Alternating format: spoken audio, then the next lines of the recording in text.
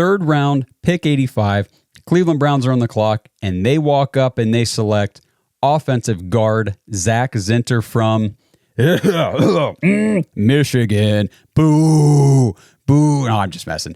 Zach, I know you're from Michigan, but you are now a Cleveland Brown, so we don't care about the Michigan thing anymore. Thought it was actually pretty neat. DF was talking about this Friday night that the Browns went Ohio State Buckeye and Michigan Wolverine back-to-back on Friday night, and having those two come into Cleveland together, having those two on the video that you saw, the "Hey, Cleveland, we're here" video at the beginning of the show, it's just kind of cool. It's cool to see these, these two hated each other in college because of where they played. And now all those feelings, they're out the door because they're both in Cleveland as Browns.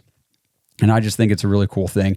And, there's another connection here with these two a little bit later as I read that, we did mention on Friday night, but it increases the interest here. But Zak Zinter, again, went into this draft Friday night. Me and Justin talked a lot leading into even pick 54. Like, we need to address offensive line. I'm sorry. We have got to. There were a couple of tackles we liked on the board. And while, we do have Conklin, Jones, Wills, next year, the other tackle across from DeJuan Jones is going to be, we're not really sure what that's going to be yet. But offensive interior line, we really need depth there. We really need to start planning for the future. Joel Bitonio is 33. He's got 1 year left after this, I believe. Who knows if he's going to retire or maybe he'll play till he's 38. I don't know. But he's probably, well, I shouldn't say probably. He's definitely closer to retiring than he's not. And then Wyatt Teller at the other guard, which is where Zak Zinter plays, right guard. Wyatt Teller is phenomenal. We love him. He's a Cleveland Brown, one of our favorites. I've talked about this whenever I did the State of the Browns series, got to the offensive line. His contract is one that the Browns could look to move on from to save space against the cap, either this year or next year. So Zak Zinter, I think, is that future plan for that. But I really like this pick because, again, we were advocating for offensive line, kind of preferred interior. I was a big Cooper Beebe guy, maybe at pick 54, something like that. But we get Zak Zinter at pick 85. And just like I was talking about with Mike Hall, I love this pick. I think the value is off the charts for where the Browns were able to get him and what he can potentially be for us in the future. So Zak Zinter, 6'6", 309 pounds. That's a big offensive guard. He just turned 23 years old like 2 weeks ago. So he's a little older in the prospect age range that Andrew Berry usually shoots for. But again, this is another common theme we're going to see as I go through these guys. And that COVID year in 2020, added another year of eligibility for a lot of guys. A lot of teams missed out on that whole season altogether. So we are seeing older prospects. And I do believe this is the final year for that impact. But anyway, so Zak Zinter is from Port St. Lucie, Florida. And he started as a true freshman for Michigan back in 2020. He was named second team All Big Ten then the following year in 2021. And then he was named first team All Big Ten in 2022 and 2023. Not only that, he was voted a unanimous All-American in 2023. So Zak Zinter, a 4-year starter at Michigan, one of the, you can call it premier, I know I'm a Buckeye fan, but premier programs in the nation, Big Ten Conference. They just won a national championship. Very good coach team, Jim Harbaugh, all that stuff, blah, blah, blah. But the dude has accolades. He's got recognitions. He was an anchor, a leader on that offensive line for the Michigan Wolverines. Against Ohio State, this is that last connection I was talking about. Against Ohio State, going against Michael Hall and the Buckeyes defensive line, just a few months ago in 2023, Zinter broke his tibia and his fibula. He got carted off the field. He had to miss the college football playoffs. He had to miss the national championship game. But that the injury for him is something that obviously the Browns aren't concerned with. I'm not concerned with because, again, at this moment in time, we're not expecting him to start. Hope to God we don't even have to have him play any sort of meaningful snaps this year because that means Bitonio and Teller stayed healthy. Take this whole year to acclimate yourself to the NFL, to the new level of, now this is professional football, not college football, the training regimen, everything that's different between college and pro. Learn how to be a pro, follow in these guys' footsteps, continue to heal, get that leg strong, and come back next year. I like the potential here. So Zak Zinter, a 4-year starter, allowed just 3 sacks total the last 3 seasons, and that includes 0 in 2023 with just 5 pressures allowed on 296 pass block snaps. Very impressive. Kind of reminds me of some of the stat numbers we were looking at with DeJuan Jones and Luke Whippler last year. Played every single snap in college at right guard, like I said, the Wyatt Teller role. NFL draft prospect profile. Pros about Zak Zinter. Broad across his upper body with thick hips and adequate length. Takes smart angles and lands on linebackers as a second-level climber.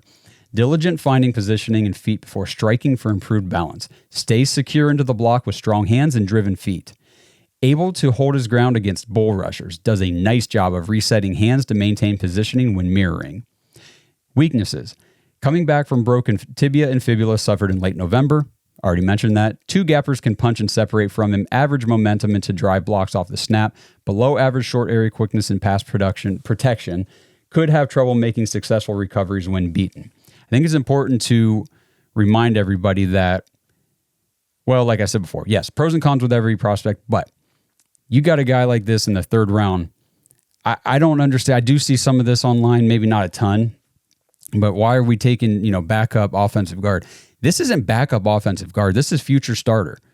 Zak Zinter will be a starting offensive guard for the Cleveland Browns in the future. I'm telling you guys, because you look at a guy like Wyatt Teller. Is he one of the best offensive guards in the entire NFL? Yes. He was drafted in the 5th round. The Buffalo Bills didn't even want him. They traded him to us. So there is great value, great talent to be had later in the drafts. We have to get away from the mindset of first and second round picks are these, all pro Bowl caliber type players all the time. And then, 3rd and 4th, maybe you get lucky. Anything after that is just, a throwaway pick. That's not the case. You can get quality starting players all throughout the draft, and Zak Zinter in the 3rd round is exactly that. So if we go over to Draft Buzz, his scouting summary, Zak Zinter's tenure at Michigan showcased his ability to dominate in the trenches, underlined by his role in propelling the Wolverines' run game to new heights. His knack for anchoring against powerful bull rushes and his prowess in executing second-level blocks make him a very solid prospect. Despite concerns about his recovery from a severe leg injury, his tape reveals a player with the foundational skills to start at the next level, capable of holding his own as both a run blocker and pass protector. However, Zinter's transition to the NFL won't be without its challenges. His performance against speed rushers and in space raises questions about his fit in schemes requiring high levels of mobility and quickness.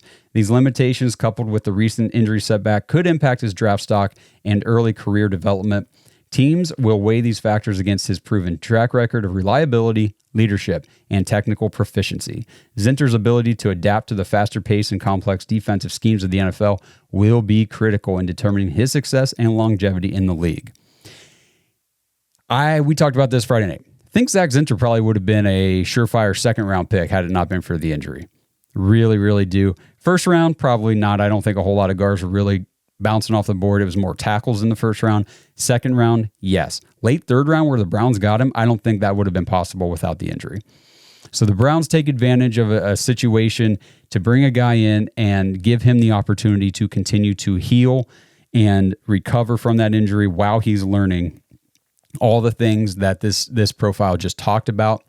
I think bringing him in with Dickerson and Istvan on the offensive line, and you get him with a future Hall of Famer in Joel Bitonio, you get him with Wyatt Teller, Jack Conklin, these seasoned pro veteran guys who know how to play offensive line at the NFL level. Wheels up for Zak Zinter. I think we've got right there, because I said before the show, I think we got 4 out of the 6 draft picks as I can easily see how they're future starters, or at least, strong role players for the Browns. Right there's 2 of the 4 in Mike Hall and Zak Zinter. Real quick, had to do a quick cut back in here as I'm going back through editing. Totally forgot I had the clip of Andrew Berry calling Zak Zinter to tell him the Browns are going to draft him. And I saw this video on Twitter, and I had no intention of putting it in the episode, but oh my gosh. just Andrew Berry's awesome. Is really all this clip tells me is Andrew Berry's awesome. And this is why like guys like him and Kevin Stefanski have such a good rapport with the team and the players because they just know how to relate to these guys. So just listen to the clip from AB when he calls Zak Zinter to tell him that the Browns are about to draft him and bring him to Cleveland. All right, you want to come off the board here? I would love to. Okay, well here, okay, whether I take you off the board, it depends on how you answer this question. All right, you ready? I'm ready. Can you block Michael Hall? All right, we'll make you a Cleveland Brown then. So, listen, we're excited to get you here, man. You've been a target of ours for some time now, so we're really excited to get you going in this O-line room, and we're looking forward to a nice long career in Cleveland. All right? Me too. Thank you so much, Coach. I'm ready to go. So I just thought that was hilarious. I mean, he calls the Michigan Wolverine and says, "Hey, you want to come off the board? You got to answer one question. Can you block the Ohio State Buckeye I just drafted?" I mean, the humor, the joking, the understanding that I know you guys have this rivalry, but now we are all Browns, and I just want everybody to know that we're working together here to achieve something great. Andrew Berry does phenomenal stuff, and I just love seeing the personal side of him like that, and I just thought that was kind of fun.